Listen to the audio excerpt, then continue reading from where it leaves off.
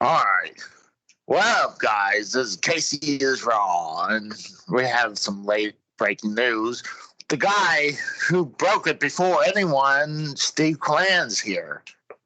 Yo.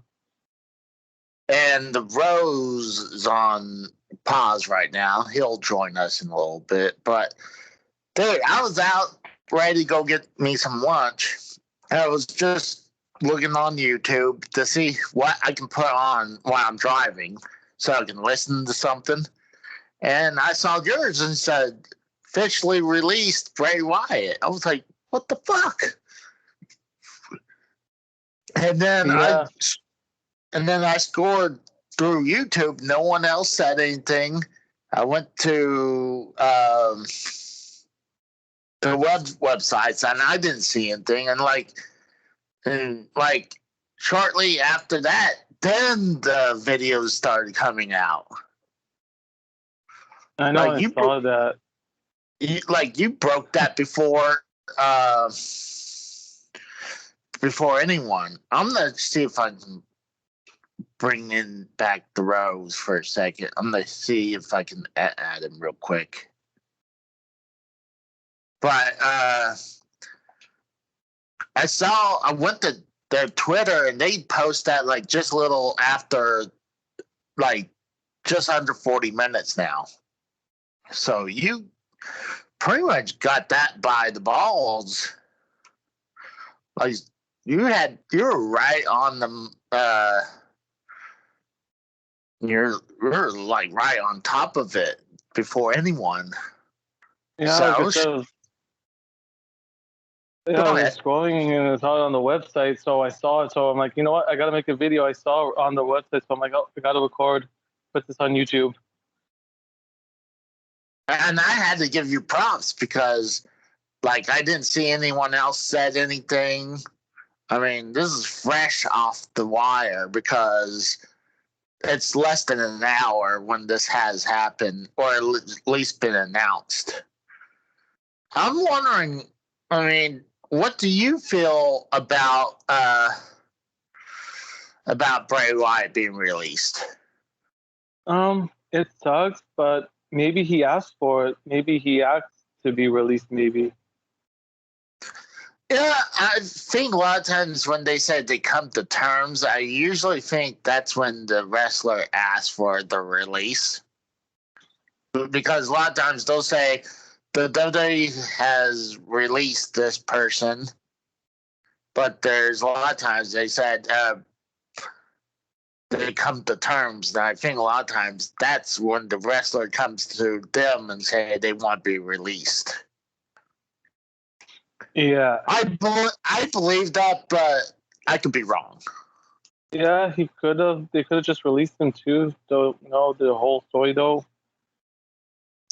Do you think there's something big happening in the WWE? I mean, we just lost Bray Wyatt. We lost Aleister Black. Braun Strowman, that was another one that was a big one they lost. And then they cut Samoa Joe, even though he's back on NXT now. I mean, all these other wrestlers that are like jobbers or people who hadn't been on TV, or they're just, those people who does the running for the 24/7 belt. I mean, those I can understand. But people like Aleister Black, Bray Wyatt, Braun Strowman, and Samoa Joe getting released. I mean, you figured those four should be you would never hear about them being released until they're no one cares about them. Yeah. I mean, Andrade, that was another one that was big. He was supposed to be the better version of Alberto Del Rio. The younger version of Alberto Del Rio. He had some promise, and then he just kind of left. He did. Yeah, And gosh, It was one of the. I felt one of the stupidest things they did in recent years is to get rid of Rusev. Rusev had a ton of potential. He did. Yeah, they messed up on that. I mean, I was talking to Rose about this, where those whole the WWE being sold rumors, because they're tightening up of a lot of the wrestlers. Get rid of a bunch of them that just to cut weight. But I mean, I don't know if that's true. I mean, they did pawn off their WWE network to the Peacock for 5 years. Well, so, yeah. It does show that they're willing to do deals. I'm just wondering, gosh, do you think there might be another that they might sell to WWE? There could be, and like with the releases, maybe they had nothing, any more storylines with Bray Wyatt, because sometimes too, like with the releases, they don't have anything to go with the superstars for storylines sometimes as well. Well, I think The Fiend had a lot to go. I mean, shoot, look at The Undertaker. I mean, he was kind of almost like when The Undertaker was at the beginning stages. Like, he could have been like the new Phenom. Yeah, it's just that yeah, I know what you're saying there. I just think like the people that surround Vince McMahon is just fucking it up. They're getting rid of people there's some people who need to go and, figure out their characters a little bit better before coming back to WWE. Yeah. But, now, like, it's a bad move because now you got AEWs out there who, have no problem picking up.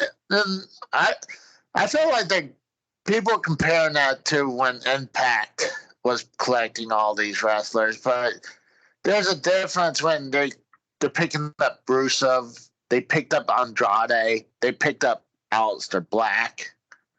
I mean, some of the bigger, younger guys that are coming up, they have potential. But it's like TNA, what they would grab anyone and anyone. They'd be like, Tyson Tomko. Oh, he got released? Oh, we'll hire him.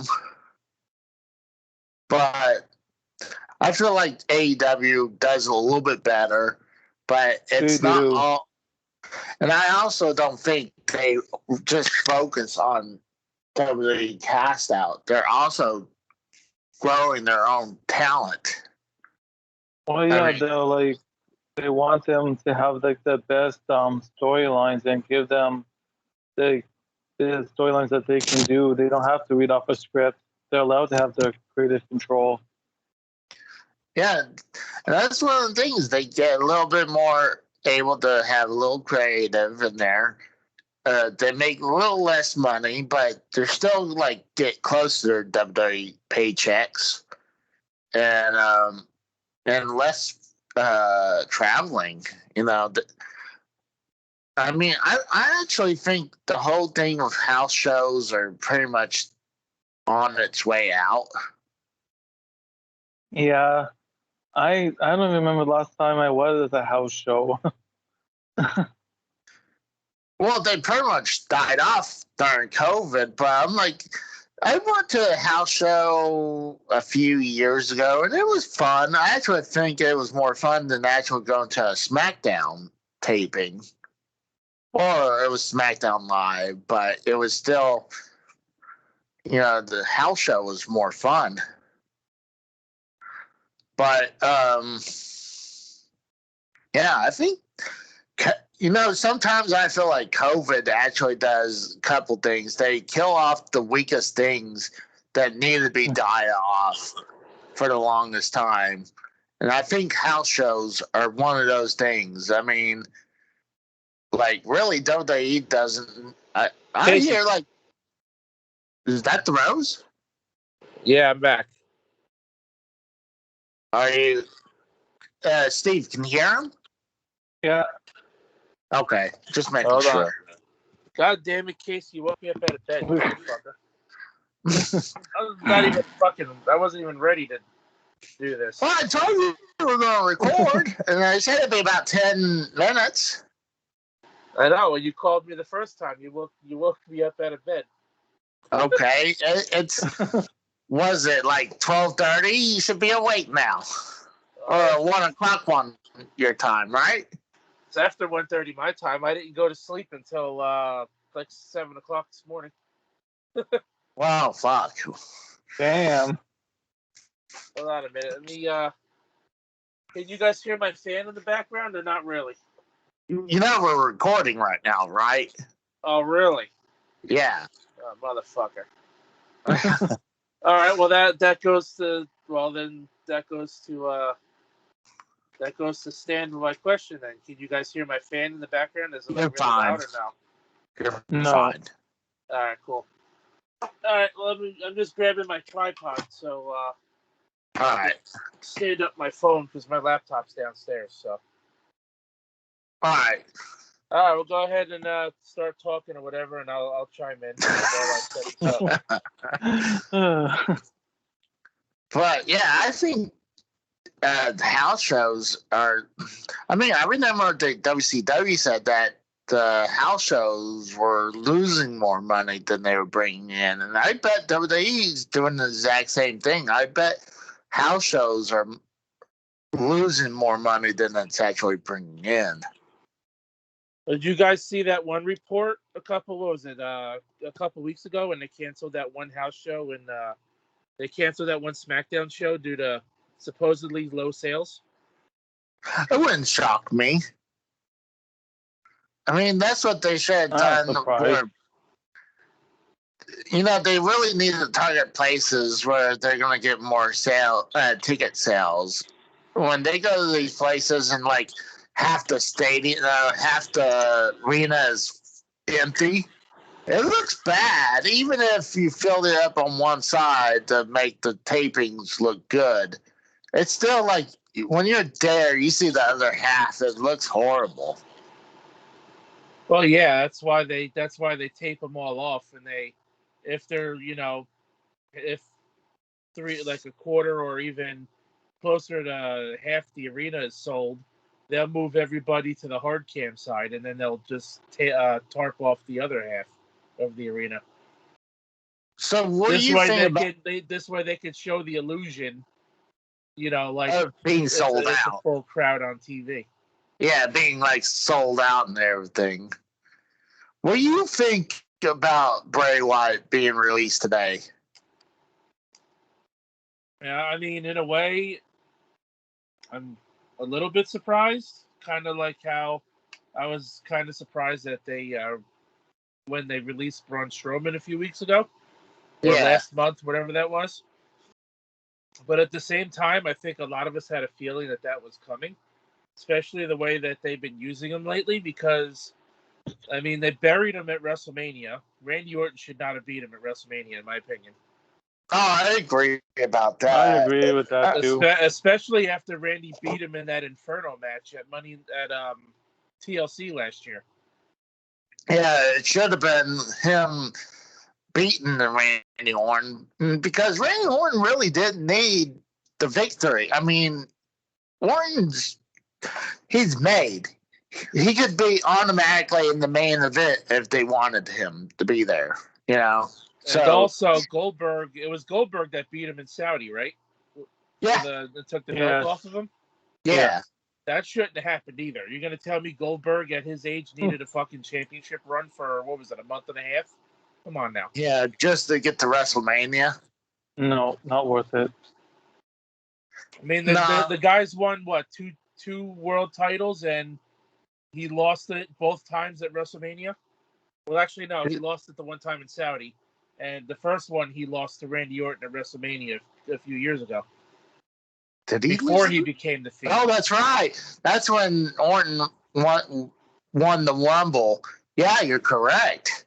Yeah, yep. Okay. He beat Bray Wyatt for it. That was during that storyline when he burned down the house, the shack. The shed. Yeah, the shack. Oh yeah. And then he becomes the Fiend, and he comes back, all those months later. And then they book him pretty strong at first. And then the Fiend was great. And then they released. And then they took Luke Harper and Eric Rowan and made them the Bludgeon Brothers. So they took them away from him. They were made Braun Strowman basically his own character at that point. So they took him away from him. And then sorry about that. I just got something on my screen. And then after that, he becomes the Fiend. They book him kind of strong. I still think that that Hell in a Cell ending with him and Seth Rollins was fucking ridiculous. Yeah, I did not like that. That was pretty bad. That was stupid. And then they book him again kind of strong to beat Daniel Bryan and a few other guys. And then he finally got the belt off of he got the belt off of Seth Rollins at the One Saudi show in 2019, just to lose it a few months later back in Saudi to Goldberg. Yeah, it's ridiculous. And they released him and almost like they're acting like it's his fault. Wow, this is all Creative's fault. I mean, especially with the Fiend. The Fiend was a great character. Bray Wyatt loved that concept too. He was so happy on how it all was coming together, and Slipknot helped him design the mask for it and everything. And yeah, ever since he lost to Goldberg last year in Saudi Arabia, he's been booked like shit. Well, even sometimes he'll be booked like shit, and then he'd be like on fire. They'll give him the bell, and then they give him the job out to someone. No, I think his whole thing with I think ever since he lost to Goldberg, I think he's been booked mostly like shit. Because you got to think about it, like who I forgot who it was that he did that match with, that ended in the fucking swamp, and it looked like he fucking he like drowned the fucking other person that he was supposedly wrestling, if you want to call it that. Are you talking about the Matt Hardy? Yeah, I think it was Matt Hardy. That was fucking ridiculous too. I think that was fucking stupid. I didn't like the whole Firefly Funhouse match thing that they did with John Cena at WrestleMania.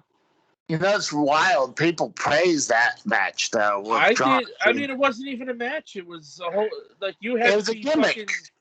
You had to be tripping balls, literally, to fucking like that thing.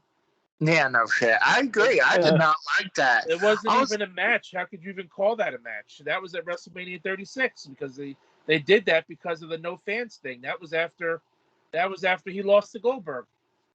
Yeah. I mean, I preferred the cinematic match with Undertaker and AJ Styles over that. Yeah, well, of course. That was the best thing of that whole WrestleMania last year. But yeah, after he lost to Goldberg and then he did the WrestleMania thing with John Cena, then he went away for a few months, and then he finally comes back. He has another storyline with Randy Orton. They go into TLC. They had that Inferno match where Randy Orton beats him and sets him on fire, and then literally burns like a dummy of, his depiction. Then he goes away again for a few months, and then comes back, and you're gonna tell me that Randy Orton had to beat him again, at WrestleMania this year? Yeah, that was like, what the fuck? And then he went away again. Well, and then some we saw people him said at a house show against Roman Reigns when that fan hit Roman with the fucking briefcase, and then they release him. Yeah, that they probably learned their lesson not to sell shit like that no more. I mean, it's WWE, dude. They don't learn their lesson ever.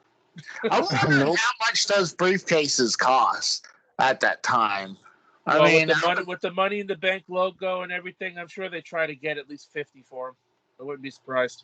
I would doubt 100 if it's like a real size briefcase, and if it was, I mean, plastic maybe 50, but if it actually had metal, I would say that's gonna No, easily. I don't think they're gonna sell a legitimate fucking briefcase like what they use. No. I think they would just sell like a plastic replica. Because if Roman Reigns got hit with a legitimate kind of Money in the Bank briefcase like they use, I think he would have actually got hurt.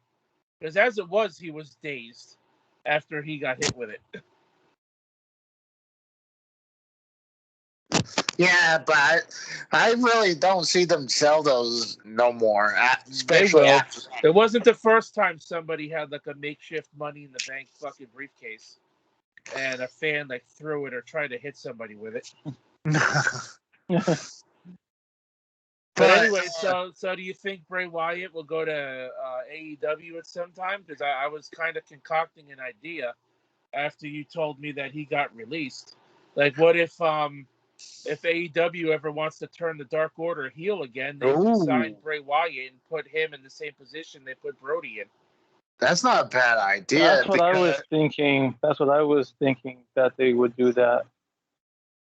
Because, I mean, I thought it'd be cool, Aleister Black, but obviously he's doing his own thing. But, I mean, that's a kind of cool idea because right now the Dark Order is kind of like a comedy group that needs someone to rope them back in to be a heel.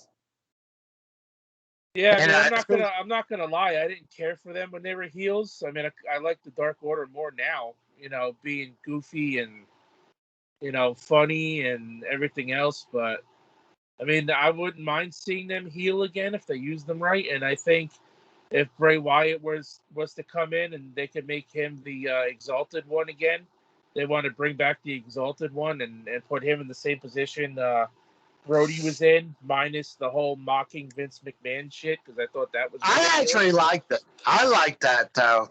It's like he made them had to wait before he was done eating for the other ones can eat. I mean, I liked it at first, but I just think AEW just needs to not take so many fucking pot shots at WWE.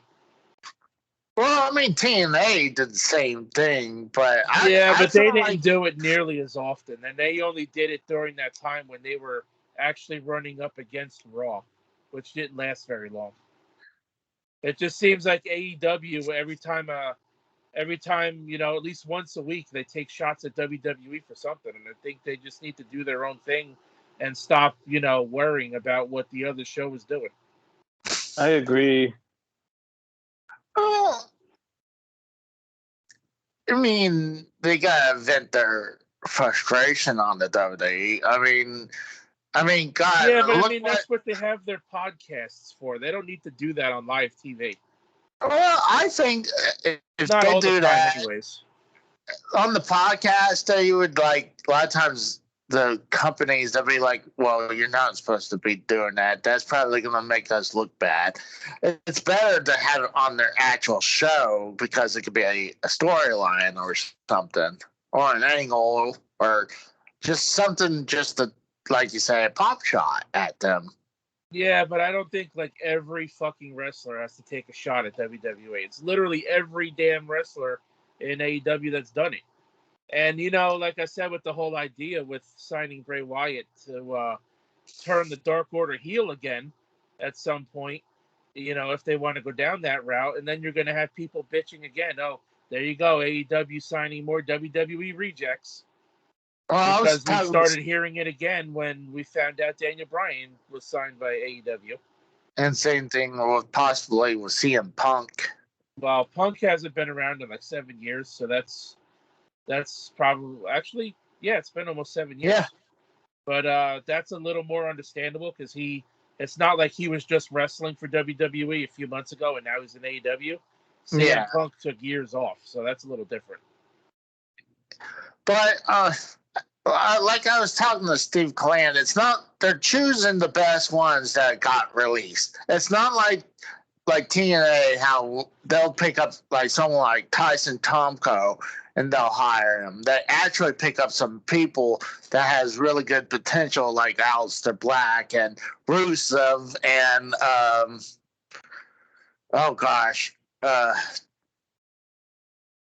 God, I know there's a couple other people like Matt Hardy. I mean, Andrade. They just got him Andrade. recently. Yeah, so Now that Daniel was the one. Bryan and those are big names or big potential guys. While TNA, they're like, oh, let's pick up some idiot like Orlando Jordan, like TNA did.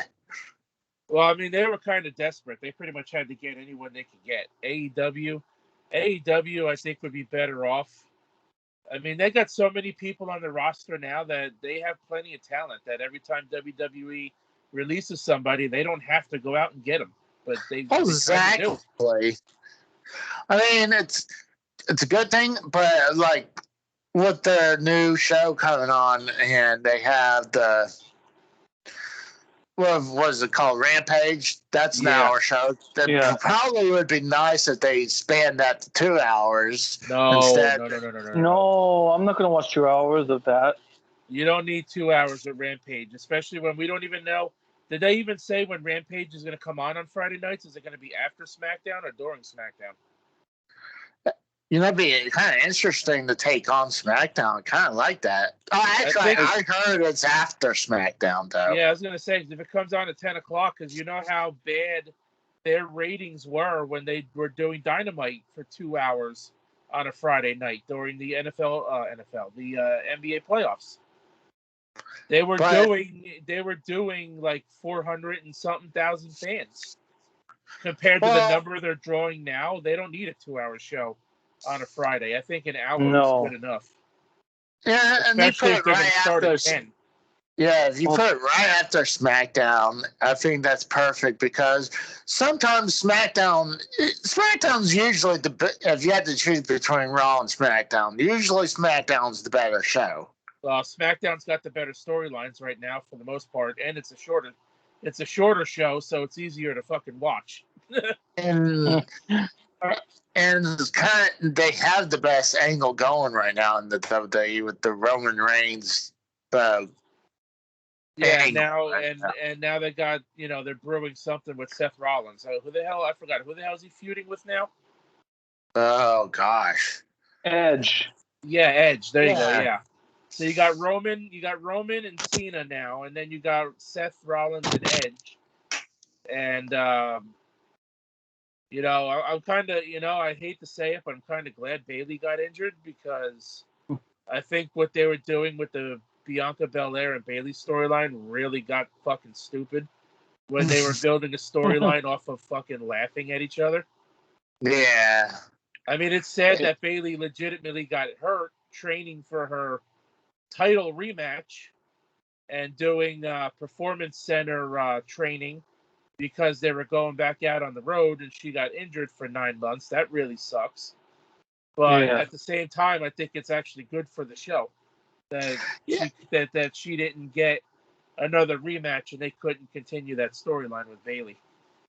Well, it's crazy. When she first turned heel, who figured she was going to be a good heel? It's kind of like how Sami Zayn became a great heel. Because honestly, I think when Bayley comes back next year, I think it would be a good opportunity to turn her face again. But she's been a heel ever since SmackDown went live on Fridays. So. Oh damn! I think it would be a good opportunity for them to turn her face again. Yeah, I could see that. It'd be good, different. Well, it just depends on how many faces and heels of the women are. If there's too many heels, then yeah, she needs to turn face. But if there's an equal amount, then I say leave her as she is. Being the heel's kind of fun. Or what they could do is she could end up on Raw, and one of the women on Raw could end up on SmackDown. Oh, eventually they're gonna have the draft, so. Because right now on SmackDown, the only heel women I can think of on SmackDown is Carmella and Zelina Vega. Yeah. And honestly, I hate to say this, but I mean, with the women wrestling, it's better nowadays. But I started watching wrestling in the late 90s when they didn't take it seriously. Especially in the early 2000s, they like made it even a bigger joke for the women. The like, gimmicks. Yeah, the gimmicks or like the bra and panties match. I'm like, yeah, the women's hot, but I'm not going to actually care if they hold the belt or not because that belt to me means jack shit. China was the only one who brought any kind of legitimacy to that title, and the way they treated the women's division back then, it was kind of a joke. That's why they had her fighting with the men. Yeah. And she could have been the men's world champion if they wanted to, but all that happened with. But now it's been told that China actually didn't want to resign. She decided to leave. So this whole thing that she got fired seems like it was all bullshit. That she just decided she wanted like $1 million a year, I guess, and she thought she was worth $1 million. Or at least she thought she was worth the type of money that Stone Cold was making. Well, not only that, but Vince wasn't going to put the belt on her when you had Triple H and The Rock and The Undertaker and Stone Cold were so hot in the main event. They weren't going to put the belt on China because then how were they going to have her defend it? Yeah, I mean, you're gonna say that she would be able to beat someone like The Rock or someone like Stone Cold. They certainly wouldn't put her up against Triple H because she was aligned with Triple H. So yeah, and then the whole thing with Triple H and Stephanie at that time, Yeah, and then they certainly wouldn't put her over The Undertaker. That would never fucking happen. Oh no, No. I think I would see her beat Stone Cold before she would ever have a chance to beat the Taker. I mean, the only way I would have seen, I could have seen, them giving China a title run was whenever she had to defend it, she would have to get disqualified in some way in order to keep that belt until Vince would take it off of her. Yeah. Or she would cheat, or she would somehow cheat to win with low blows or some shit behind the referee's back. And she'd done that, especially when she was a heel. And actually, she'd done that when she was a face. I remember this one point, I guess it was two dudes she was fighting, and she was a face, and she was kind of waving them in, and then gives the double blow. Yeah, wasn't that when she faced, who was it? Eddie Guerrero, and I forgot who it was. I don't remember. But at that time, she was a face. So I was like, so she's a face, but she still does the low blow. I like, that's still a heel thing. I mean, yeah, after the late 90s, you can get away with doing more heelish stuff, but there's still some heel things you can't do and be technically a baby face. I mean, I think we strayed off for this Bray Wyatt. Yeah, but a little too far. True, but it's also cool. I'm not also title. I'm gonna put main title Bray Wyatt, but it could be wrestling talk also. But but he's obviously going to be signed. He's going to obviously be signed either with AEW or maybe Japan or I don't know. So he's going to be signed by someone else. Well, Impact isn't going to sign him because they have a deal going on with AEW right now. So I think Bray Wyatt would be stupid to sign with Impact because he'd only be wrestling sometimes for AEW regardless. So if he would sign with Impact, he might as well try to get a better deal with AEW. True. Yeah. Same thing with New Japan. They're also working a little bit with AEW. So, well, the thing is, they're not working as exclusively like Impact is, but you've seen them, allowing one of the titles being defended on AEW, and a couple of their guys, they had the one Japanese guy wrestle Moxley last month, but he lost, and now supposedly another Japanese star is going to wrestle in AEW upcoming soon. And I think he's facing Lance Archer for the belt, for the IWGP US belt. Yeah. So they're not working as closely with AEW, but they're working with them too. I think they would be a lot closer if Japan was more open. Right now, they're pretty closed up because COVID is pretty bad over there. Yeah. And they're not running on shows as much as they used to. They're having a difficult enough time running the Olympics right now. And honestly, I mean, like, there's just the athletes. There's no one there to watch them. Like, honestly, it'd be kind of cool to sit in the stadium and watch the Olympics. But, I mean, would I actually pay to do it? If someone gave me free tickets, I'll go to Olympics. But if I had to pay like hundreds of dollars, I was like, no, thank you. Yeah, I mean, I was doing a live stream last night. I was doing playing the game. I was live on YouTube for a little while, and Really Mysterious was in my chat, surprisingly. And he was asking me if I was watching the Olympics and stuff. And there's a couple of events I was interested in. I think I already missed them. So if I really wanted to go back and watch them, I could.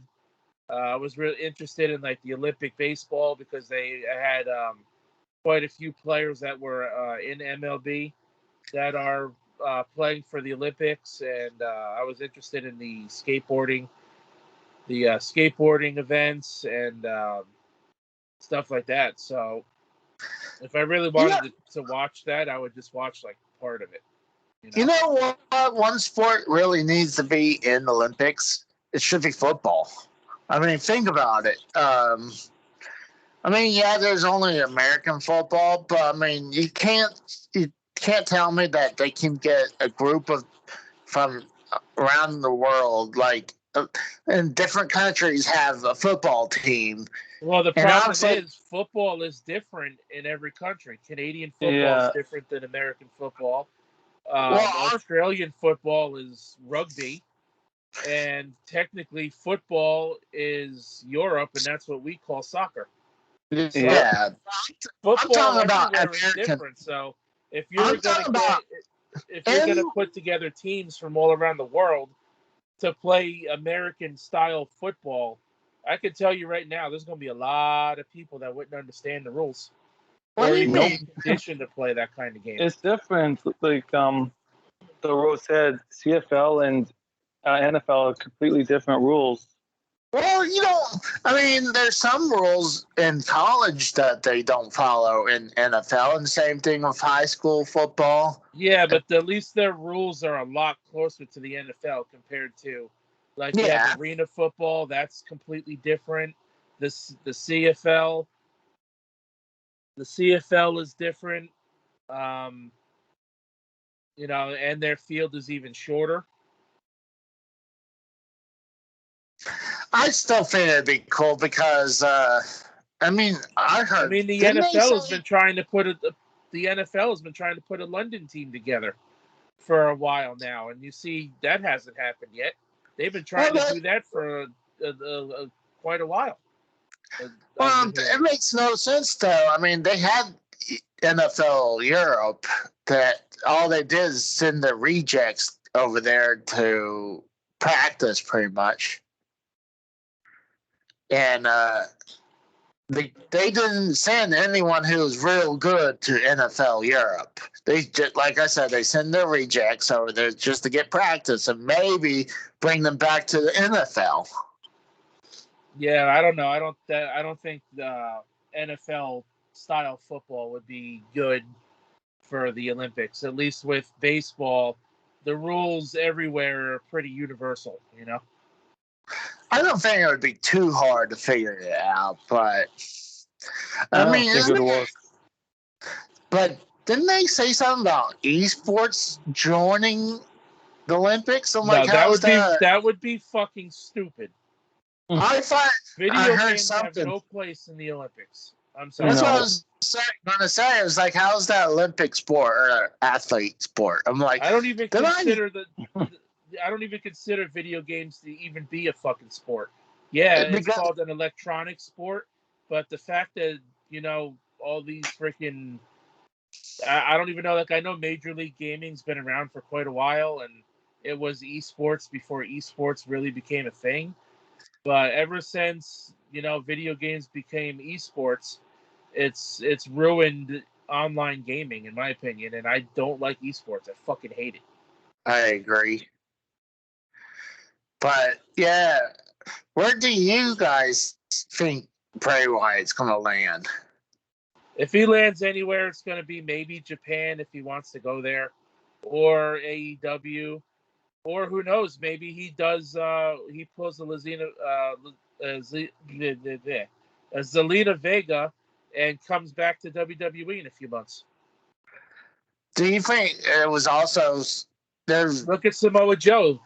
Vince fired him, and Triple H brought him back. So maybe I'm not saying Triple H would maybe do that for Bray, but it's possible that he could be let go and Vince can decide to re-sign him, later down the road if Bray doesn't want to go anywhere else or he's not offered anything else.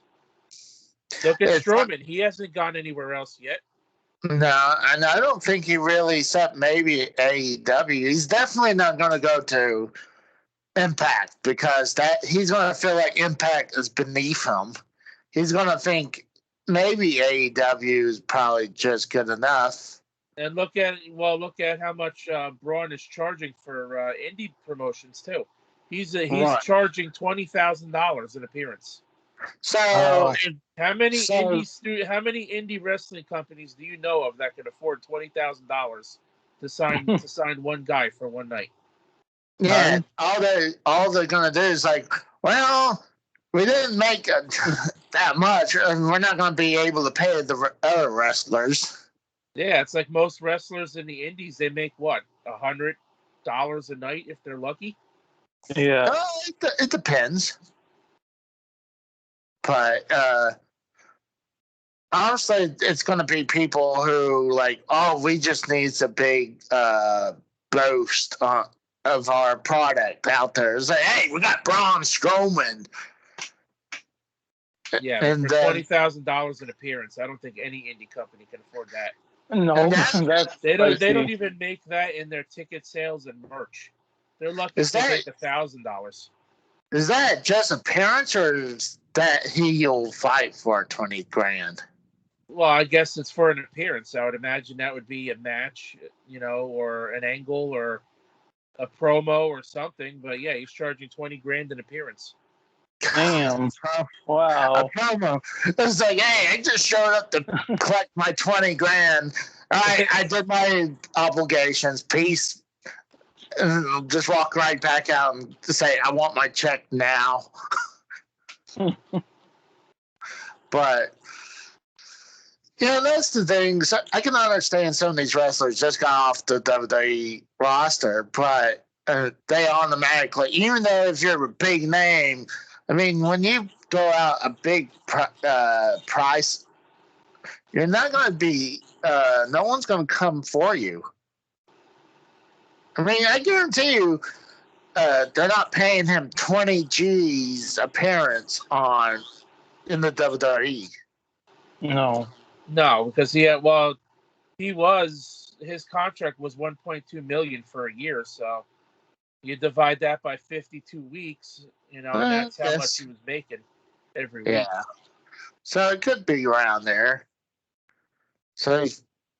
But still, like, he's trying to get his WWE money out of these independents. And he's not even, he came from WWE development. He didn't have his first match until he was with NXT. I don't even think he wrestled for NXT. The first time I remember seeing him was when he was wearing that black sheep mask and he came up in the Wyatt family. Yeah, that's when I saw him. I don't remember him even wrestling a match for NXT.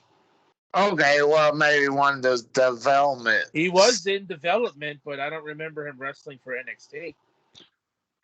But, yeah, I mean, we know Bray Wyatt's going to definitely get signed with someone. He's just got too much potential. He's still young. I don't even think he's 40 yet.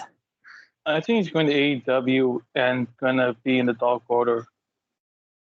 I wonder if AEW does bring in Bray Wyatt, if Bray would try to, like, give them, like a signal to, like, hey, if you bring me in, bring in my brother too. Even though Bo Dallas, Bray Wyatt. Oh, are you talking about Bo? Are you talking about Bo Dallas, or are you talking about like Eric Rowan and No, Bo Dallas, his actual brother. I'm saying if AEW was to sign Bray, I wonder if he would like throw it out there to them, like, hey, if you sign me, you're going to sign my brother too, or something like that. Well, they're going to have to do something to change his character, because it was funny with the Bo Dallas angle at the beginning, but when he was part of that, wasn't he a part of a group that just got bad? Yeah, Social Outcast. It was the B team too. Oh God! I tell you what, though, the B team, they actually gave them a really good fucking theme song, even though that the B team was a joke fucking tag team. They gave them that really fire freaking song, and then they walked away from them like 2 weeks later.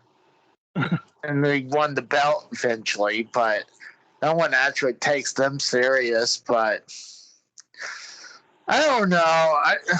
If they're going to bring Bo Dallas in, they're definitely going to have to, change his character up. He's got to be totally. Well, even if they bring Bray in, they got to change his character up. They're not going to be able to call him up as his Fiend gimmick. I mean, they probably could if they reworked it and gave it a different name and a different look. But I don't think they're going to do that. I don't think they're going to do that, because then you'd be taking away the Firefly Funhouse gimmick, because now they pretty much gave that to Alexa. So, well, they could make it darker though. And I'm kind of honestly sick and tired of seeing it, to be honest. It's getting annoying.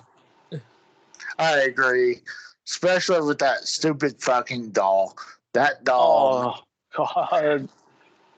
What's the worst is watching TLC or Money in the Bank? Money in the Bank. Yeah, it was Money in the Bank. The whole fucking hypnotizing thing is fucking stupid. Yeah. So corny. So lame. Some people wonder, like, why people like Jim Cornette tear the fucking wrestling industry apart these days. It really pissed me off when I was watching the women's ladder match, and when she's out there and hypnotize, to come back down, and I'm like, oh, okay. That's just garbage. That was a horrible. If you think, it's all like supernatural bullshit, and I know, like, you think of the Undertaker and Kane, they gave him fucking supernatural powers too, but at least their shit was fun to watch. Exactly, it was like, but with Alexa Bliss, it's just stupid. She just stares, and it's overplayed. It was pretty cool. It was pretty cool at first when you saw Alexa Bliss fucking shooting fireballs out of her fucking arms.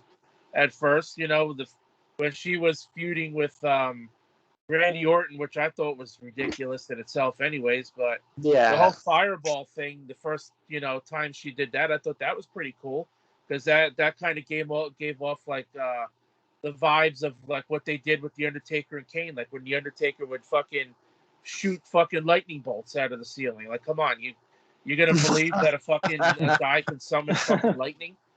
And Kane with the fucking fire and shit, and they gave him the lightning powers too when he was feuding with the Undertaker. Shit like that was fun to watch, but now they're just was fun. It's just corny now. Yeah. Exactly. Well, with Bray Wyatt gone, and the whole thing with the maybe they'll change Alexa's character now. That's what I was going to say. The Fiend is gone. So does that mean she should go back to the Goddess? I tell you what, though, her look is really fucking hot. You see Alexa on TV, the way she looks, you get a fucking instant boner, but that's about all she's good for right now. She could do like a gimmick. She could be the evil goddess or something. But I think, obviously, they're going to continue with it. But it'd be interesting if they play with the whole thing, like, oh, he's gone, and now she got away from his powers now. But they're too lazy. They're gonna continue with it. They're just gonna keep on going. It's what Vince wants. If Vince likes it, then unfortunately that's what we're gonna get. Yeah, if Vince likes it, that's the crap we're gonna get. Yeah, I mean, but I think we pretty much run this thing down in the ground. I just wanted to praise Steve Callan catching wind on this before anyone else. That's why I reshared his tweet. No, I mean, we shared his video because the Rose didn't know until I called him. I was fucking sleeping. I didn't know fuck all. And then, like I was telling Steve before he came on, I was like, before I went to go get something to eat, I was trying to find something on YouTube, and I saw Steve put his video out there. I was like, what? And I looked on WWE.com, and it's like the third story down that he got released. I was like, no shit. I mean, we kind of had a feeling that was coming. Like I said, the way he's been booked over the past year.